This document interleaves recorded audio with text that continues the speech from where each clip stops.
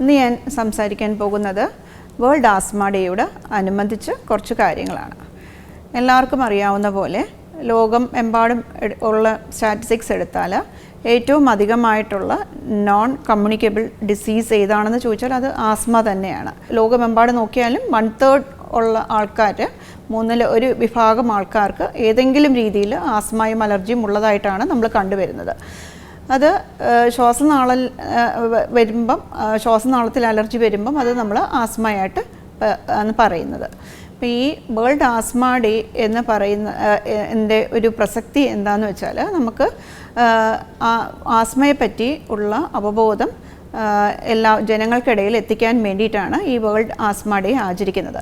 ഇപ്രാവശ്യത്തെ asthma day May 7 ചൊവ്വാഴ്ചയാണ്. സാധാരണഗതിയിൽ മെയ് ആദ്യം വരുന്ന ചൊവ്വാഴ്ചയാണ് നമ്മൾ ആസ്മ ഡേ ആയിട്ട് ആചരിക്കുന്നത്. അപ്പം ഈ ഓരോ ആസ്മ ദിനത്തിനും ഓരോ മോട്ടോ ഉണ്ട്, അല്ലെങ്കിൽ ഒരു തീമുണ്ട്. പക്ഷേ ആദ്യമായിട്ട് ലോകമെമ്പാടും ആസ്മ ഡേ ഒരു ദിനം ആചരിച്ചത് 1998 അതിനുശേഷം എല്ലാ വർഷവും ഈ ഒരു പ്രത്യേക ദിവസത്തെ നമ്മൾ വേൾഡ് ആസ്മ ഡേ ആയിട്ട് ആചരിക്കുകയും അതിന് വേണ്ടിയിട്ട് ലോകമെമ്പാടുമുള്ള രാജ്യങ്ങളിൽ ആസ്മ എന്ന അസുഖത്തെപ്പറ്റി ഒരു അവബോധം ജനങ്ങളുടെ ഇടയിൽ ഉണ്ടാക്കാനായിട്ട് ഉള്ള ആക്ടിവിറ്റീസ് നടത്താൻ വേണ്ടിയിട്ടാണ് ഈ ഒരു ദിവസം മാറ്റിവെച്ചിരിക്കുന്നത്. ഇത് ഇങ്ങനെ ഒരു ദിവസം മാറ്റിവെക്കാൻ വേണ്ടിയിട്ടുള്ളൊരു കാരണം, ഞാൻ പറഞ്ഞ പോലെ ഏറ്റവും മുൻപന്തിയിൽ നിൽക്കുന്ന നോൺ കമ്മ്യൂണിക്കബിൾ ഡിസീസ് ആസ്മയാണ്. പക്ഷേ ആസ്മ ഈ മുൻപന്തിയിൽ നിൽക്കുന്ന ഒരു അസുഖമായാലും ഒരുപാട് തെറ്റിദ്ധാരണജനകമായിട്ടുള്ള ഒരുപാട് കാര്യങ്ങൾ പല ആൾക്കാരും വെച്ച് പുലർത്തുന്ന ഒരു അസുഖവുമാണ് ആസ്മ. ആസ്മയ്ക്ക് ഇത് സയൻറ്റിഫിക്കലി ആസ്മയുടെ കാര്യം പറഞ്ഞാൽ അതൊരു നമ്മുടെ ശ്വാസനാളത്തിലുണ്ടാവുന്ന ഒരു നീർക്കെട്ട് അല്ലെങ്കിൽ ഒരു ഇൻഫ്ലമേറ്ററി ഡിസീസാണ്. നമുക്ക് മിക്കവാറും ചൈൽഡ്ഹുഡ് തൊട്ട് കാണാം, അല്ലെങ്കിൽ അത് ചൈൽഡ്ഹുഡ് തൊട്ട് തന്നെ കാണണമെന്നില്ല. അഡൽട്ട് ഓൺസെറ്റ് ആസ്മയുണ്ട്, പിന്നെ നമുക്ക് ഓക്യുപ്പേഷണൽ ആസ്മയുണ്ട്, പല രീതിയിലും ഉണ്ട്. നമ്മുടെ ശ്വാസനാളം അമിതമായിട്ട് എന്തെങ്കിലും ഒരു പ്രേരക ശക്തിയോട് പ്രതികരിക്കുമ്പോഴാണ് നമുക്ക് ആസ്മ വരുന്നത്. അപ്പം ആസ്മ നമുക്ക് ട്രീറ്റ് ചെയ്യാമെന്ന് വെച്ചാൽ അത് ഈ നീർക്കെട്ട് കുറയ്ക്കുന്ന മരുന്നുകളാണ്.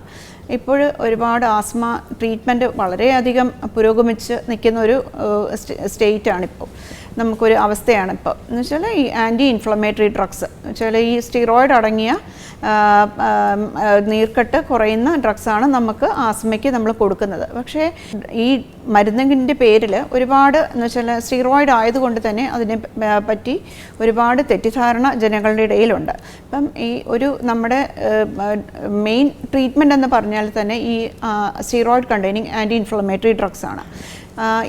ഈ മരുന്നിൻ്റെ ഉപയോഗം പലർക്കും അതിൻ്റെ ഇമ്പോർട്ടൻസ് അറിയാത്തത് കൊണ്ട് തന്നെ ആസ്മ പ്രോപ്പറായിട്ട് ട്രീറ്റ് ചെയ്യപ്പെടാതെയും അപ്പോൾ ഇതിൻ്റെ മോർട്ടാലിറ്റി മോർബിഡിറ്റിയും കൂടുകയും ചെയ്യുന്നതായിട്ടാണ് നമ്മൾ കണ്ടുവരുന്നത്. ഇപ്പോൾ ഈ വർഷത്തെ ആസ്മ ഡേയുടെ തീം എന്ന് പറഞ്ഞാൽ ആസ്മ എഡ്യൂക്കേഷൻ എംപവേഴ്സ് എന്നാണ് അതിൻ്റെ തീം. ഈ ഒരു പ്രത്യേക തീമിന് ഒരുപാട് പ്രസക്തിയുണ്ട്. കാരണം എന്ന് വെച്ചാൽ ഈ തീം പിന്നെ നമ്മളുടെ ഭാഷയിൽ പരിഭാഷപ്പെടുത്തിയാൽ ഇത് ശരിക്കും നമ്മുടെ ആസ്മയെ പറ്റിയുള്ള പിന്നെ എഡ്യൂക്കേഷൻ, അതിനെപ്പറ്റിയുള്ള അറിവ് ആണ് ശാക്തീകരണം. നമുക്ക് എന്തെങ്കിലും ഒരു കാര്യത്തിൽ നമുക്കൊരു ശാക്തീകരണം വേണമെങ്കിൽ അതിനെപ്പറ്റിയുള്ള അറിവ് നല്ലതായിരിക്കണം. അറിവ് കൂടിയാലേ അതിന് അഗെയിൻസ്റ്റ് ഒരു ശാക്തീകരണം ഉണ്ടാവുള്ളൂ. അതുപോലെ തന്നെ ആസ്മയുടെ കാര്യത്തിലും ഒരുപാട് തെറ്റിദ്ധാരണജനകമായിട്ടുള്ള കാര്യങ്ങളാണ് ആൾക്കാരുടെ ഇടയിലുള്ളത്. അത് മാറ്റുകയും എന്ന് വെച്ചാൽ ആസ്മ രോഗികളുടെ ഇടയിലും ആസ്മ ചികിത്സിക്കുന്ന ആളുകളുടെ ഇടയിലും പോളിസി മേക്കേഴ്സിൻ്റെ ഇടയിലും പിന്നെ ഫാർമസ്യൂട്ടിക്കൽ ഇൻഡസ്ട്രീസിലും എല്ലാവർക്കും ഈ ഒരു എംപവർമെൻറ്റ് വേണം. ഈ എഡ്യൂക്കേഷൻ എംപവർമെൻറ്റ് ആവശ്യമാണ്. കാരണം ഈ പാർശ്വവൽക്കരിക്കപ്പെട്ട ആൾക്കാരിലാണ് ആസ്മ മരണവും ആസ്മ അൺകൺട്രോൾഡായിട്ട് അതിൻ്റെ സിവിയർ സ്റ്റേജസിൽ കാണുന്നത് അങ്ങനത്തെ ഉള്ള ആ വിഭാഗം ആൾക്കാരിലാണ്. അപ്പം ഈ ഒരു നമ്മൾ ഈ ലോകമെമ്പാടും ഒരു പിന്നെ ഈ ആസ്മ ട്രീറ്റ്മെൻറ്റിൽ ഒരു ഇക്വാളിറ്റി കൊണ്ടുവരികയും വേണം. ഈ ഒരു ഇക്വാളിറ്റിക്ക് വേണ്ടിയിട്ട് നമ്മൾ പോളിസി മേക്കേഴ്സിൻ്റെ റോള് വളരെ ഇമ്പോർട്ടൻ്റ് ആണ്. പോളിസി മേക്കേഴ്സും ഫാർമസ്യൂട്ടിക്കൽ ഇൻഡസ്ട്രീസും ഇത് മുന്നോട്ട് വന്നാലേ ഈ ഒരു ഈ വേൾഡ് ആസ്മ ഡേ ആചരിക്കുന്നതിൻ്റെ ഈ പ്രത്യേക തീമും നമുക്ക് കൊണ്ടുവരാനായിട്ട് പ്രാവർത്തികമാക്കാനായിട്ട് സാധിക്കുകയുള്ളൂ. ഇതിൻ്റെ ഈ ഫാർമസ്യൂട്ടിക്കൽ ഇൻഡസ്ട്രിയും പോളിസി മേക്കേഴ്സിൻ്റെ ഇമ്പോർട്ടൻസ് എന്ന് പറഞ്ഞാൽ ഈ സാധാരണ ജനങ്ങളുടെ ഇടയിലും പിന്നെ ഈ ഇൻഹേലർ ഡ്രഗ്സൊക്കെ അവർക്ക് ഉപയോഗിക്കാനായിട്ടുള്ള രീതിയിൽ അവൈലബിൾ ആക്കി കൊടുക്കണം. എന്ന് വെച്ചാൽ ഇത് മിക്കവാറും നമുക്ക് സാധാരണ ആൾക്കാർക്ക് ഈ പ്രൈമറി കെയർ ലെവൽ ഫിസിഷ്യൻസ് മുതൽ ടേഴ്സറി കെയറിൽ ഇരിക്കുന്ന കൺസൾട്ടൻറ്റ് ഡോക്ടേഴ്സ് വരെയും ആസ്മയെ പറ്റിയുള്ള നമുക്ക് അവരുടെ അറിവ് വർദ്ധിപ്പിക്കാനായിട്ടുള്ള കാര്യങ്ങളൊക്കെ ചെയ്യുകയും വേണം. ഇത് നമുക്ക് പ്രാക്ടിക്കലായിട്ട് പ്രാവർത്തികമാക്കാനുള്ള കാര്യങ്ങൾ ചെയ്യുകയും വേണം. എന്ന് വെച്ചാൽ എന്ന് വെച്ചാൽ പ്രൈമറി കെയർ ലെവൽ ഫിസിഷ്യൻസ് ആണ് ആദ്യമായിട്ട് പേഷ്യൻസിനെ കാണുന്നത്. അവർക്കിപ്പോൾ അതുകൊണ്ട് നമ്മൾ സാധാരണയായി നോക്കിയാൽ ആസ്മയാണ് യൂഷ്വലി മിസ്ഡയഗ്നോസ് ചെയ്യപ്പെടുകയും അണ്ടർ ഡയഗ്നോസ്ഡ് ആയിട്ടുള്ളൊരു ഡിസീസും ആസ്മയാണ്. ഇതിനെ പ്രോപ്പറായിട്ട് ഡയഗ്നോസ് ചെയ്യാൻ അവരെ ഹെൽപ്പ് ചെയ്യാനായിട്ട് ഉള്ള എഡ്യൂക്കേഷൻ അല്ലെങ്കിൽ അവർക്കുള്ള ട്രെയിനിങ് കൊടുക്കേണ്ടതാണ്. അതുകൂടാതെ നമുക്ക് ടേഴ്സറി കെയറിലൊക്കെ വന്നാൽ സ്പെഷ്യലിസ്റ്റിനായിട്ട് അവർക്ക് പുതിയ റിസർച്ച് വർക്ക്സിലും പുതിയ നൂതനമായിട്ടുള്ള ട്രീറ്റ്മെൻറ്റ് പരീക്ഷിക്കാനും ഇതുള്ള റിസർച്ചസിനും ഒക്കെ ഉള്ള അതിനുള്ള സഹായം ചെയ്തു കൊടുക്കേണ്ടതുമാണ്. അതിൻ്റെ കൂട്ടത്തിൽ നമ്മൾ ഈ കൊടുക്കുന്ന ഡ്രഗ്സ് യൂഷ്വലി ഇൻഹേലർ രൂപത്തിലാണല്ലോ.